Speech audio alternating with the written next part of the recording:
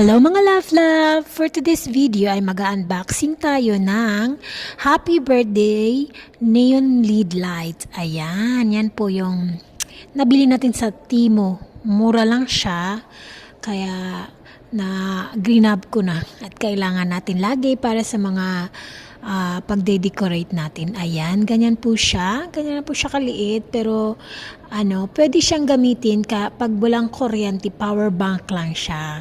Yan po ang kanyang ilaw. Puti po pinili ko kasi mas maganda pag puti, kasi pwede sa lahat yung puti. Ayan, ganyan po siya. Di ba maganda yung neon lead light na happy birthday?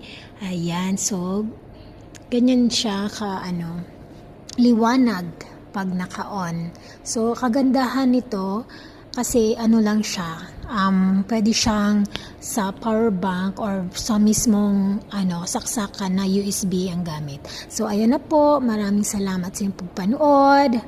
Thank you for watching mga love.